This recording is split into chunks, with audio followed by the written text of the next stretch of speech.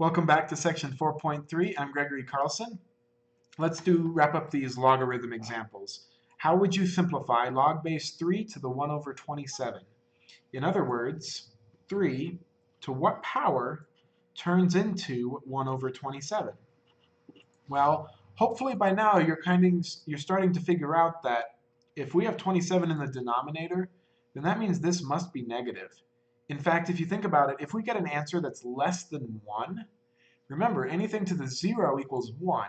So if this number is less than 1, we're going to get an answer that's negative, because that's the only way to turn this into a fraction. So we know from an earlier example that 3 to the 3 equals 27.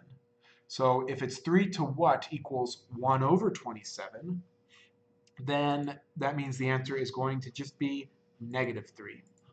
Because if you take 3 to the negative 3, it turns it into a fraction, and you get 1 over 3 to the 3, and 3 to the 3 equals 27. So how about this one? Log base. So you'll notice, by the way, that so far all the examples we've done have worked out really nicely. But what if this was equal to 5, or equal to 12, or instead of 3, maybe this was 2.5? In a minute, we'll look at a rule that will help us navigate all of these log problems in a future section. 10 to the what equals this giant number? Let's see, it looks like 10 million. I know, so it's 10 to the what equals 10 million. So 1, 2, 3, 1, 2, 3, 4, 5, 6, 7. X equals 7. Okay, that's actually one you can plug into your calculator. Plug in 10 million. And because this button is base 10, it gives us 7. Log base 10 to the 100. 10 to the what equals 100? The answer is 2. Okay, we wrapped up those examples. Let's look at some stranger ones. So here we've got this log base square root of 5 to the 125, or the square root of 5 to the what equals 125. Okay, well here's how I would solve this one. I know that the square root of 5 times the square root of 5 equals 5. Okay, so there's 2. X equals 2 would give me 5. So that means I need 4 of them to get to 25, because 5 times 5 is 25. So that means that's the square root of 5 to the 4th power. And I need one more, 5. So we know that we know that 5 times 5 times 5 is 125, but that doesn't mean this is a 3. If it was 5 to the 3, then it would be 3, but it's square root of 5. So we need 1, 2, 3, 4, 5, 6. So in this case, x equals 6. Or in other words, this evaluates, this simplifies to 6. Notice that what you could have done is, instead of writing it like that, you could have written it as, well, because the square root of 5 is to the 1/2, you could have written this as 5 to the x over 2 equals 125. Because the square root becomes the 1/2. So 5 to the x over 2 power equals 125. And then you know that x over 2 needs to equal 3, because 5 to the 3 equals 125. Then multiply both sides by 2, and you get x equals 6. So I don't know, either way of solving this is fine, whichever way makes more sense to you. But either way, you get the answer of x equals 6. So let's talk about a new important idea, and that's the natural log. When you see ln, that means the natural log. And all that means is, it's a shorthand, it's an abbreviation. ln, let's say I have ln of 10, okay? ln of 10. That simply means the same thing as log base e of 10. Remember, e is a really, really special number that is infinite compounding. And we'll talk about it some more. But whenever you see ln, that stands for natural log, and I don't know why it's ln. I don't know why they did nl, but whatever. It is what it is. But just remember, when you see ln, that means log base e. Every single time, log base e.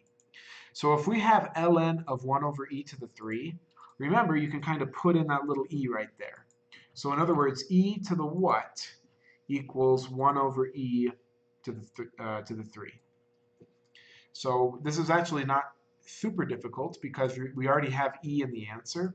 So the answer, we know it's going to be negative because we have a fraction. The answer is just negative 3 on this first one, because e to the negative 3 is 1 over e to the 3. So on the second one, log e squared, again, that would mean the same thing as ln e squared. Okay? So know that those two things, log e to the e squared, means the same thing as natural log e squared. Either way, it's e to the what equals e squared, and the answer is just 2.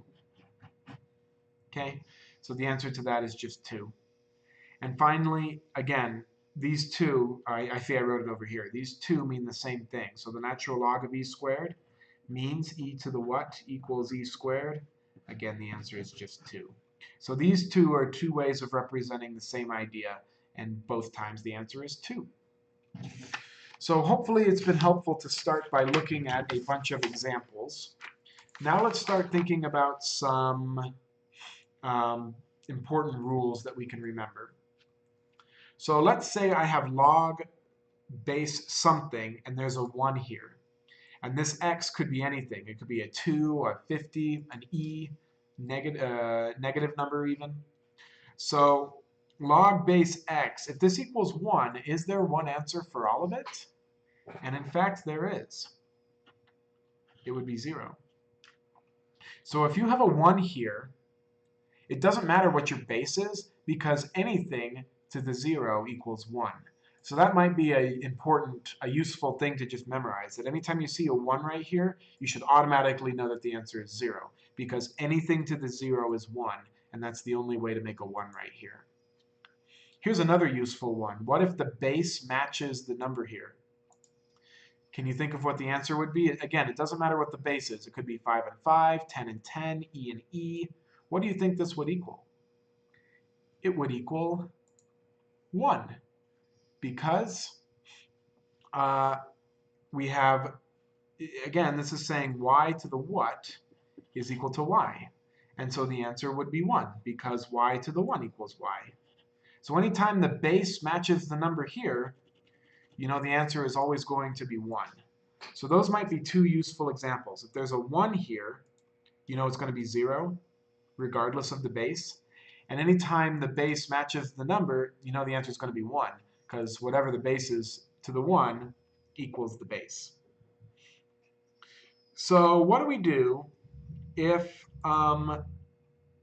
we have a base? Let's actually pause this video here, because this next video is going to require a little bit of explaining. So I'm going to stop here, and I'll see you in part 3.